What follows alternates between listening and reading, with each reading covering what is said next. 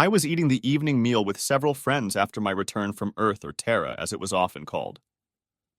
The humans were still somewhat new to the galactic stage, but were quickly making a name for themselves as one of the few species that started as a predator but didn't seem to desire war with everyone, or really anyone for that matter.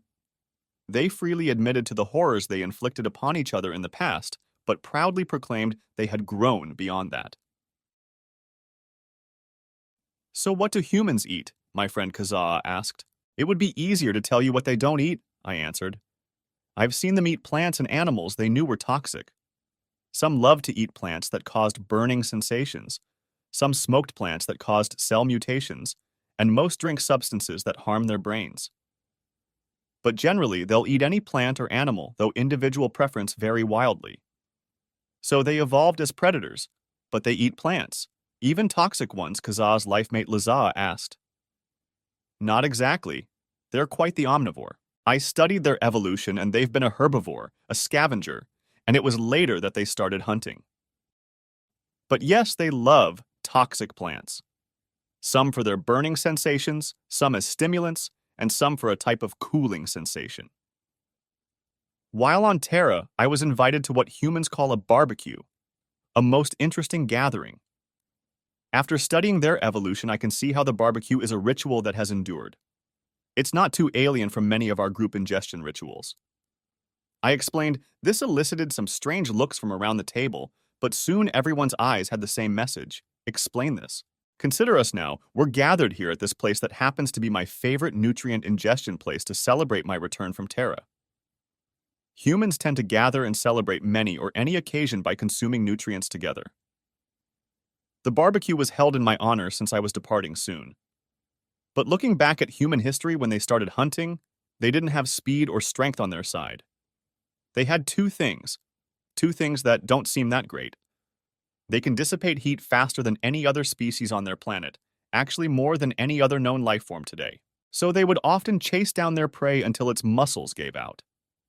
They could do this for over half of their day, longer as they often worked in teams. Then they could carry it back to where they're dwelling. That alone gave them some initial success. What really gave them their next edge is their ability to throw things accurately, I stated. What did they throw? Rox asked Tanelth, my supervisor, that suggested I take this assignment.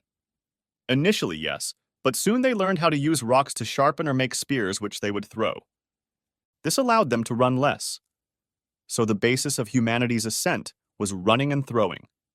Next, they would drag their kill back so their family group could eat it. Later on, they harnessed fire, which made this easier and safer. The table was quiet for a minute as they contemplated this. Us Ansarians evolved by hiding from our world's predators. Eventually, we learned to make tools and fortifications to keep them at bay, but we never really engaged them. Agriculture was our first major breakthrough, as was most other species in known space. Most predatory species learned to hunt and never gave it up, which is why most of them were behind a heavily enforced quarantine. But not humans.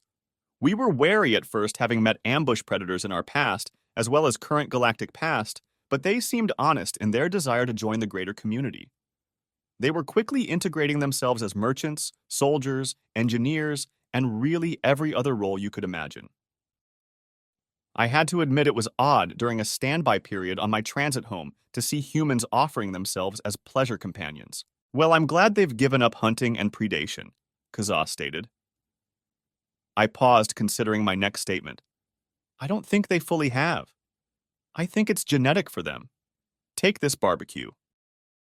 The food available was of a very wide variety. Like us, many humans enjoy salads, and they had a few of them available.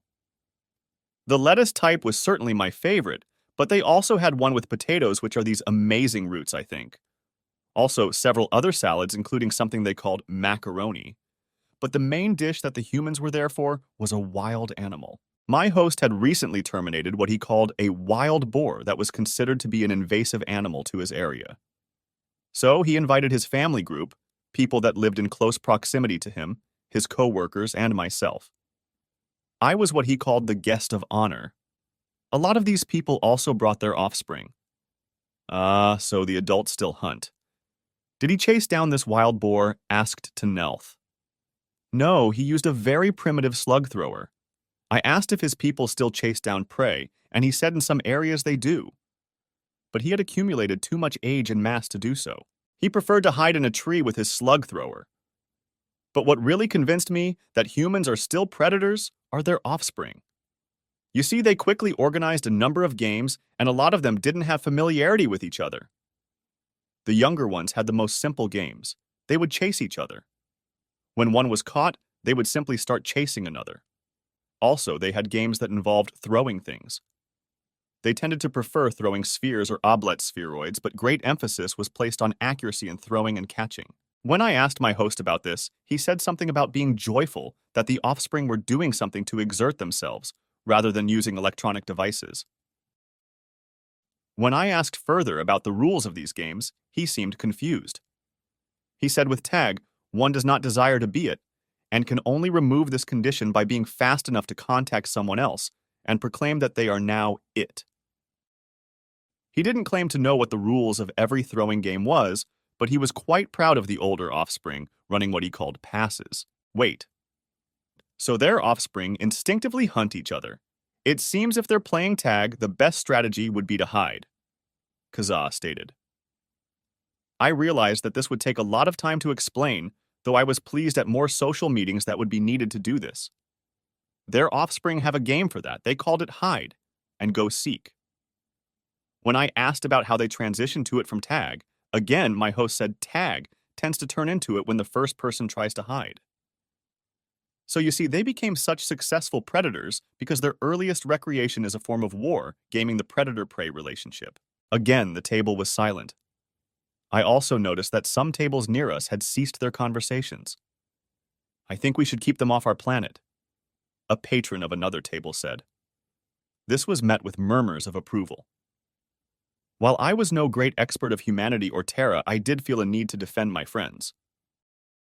So I stood to address those near me.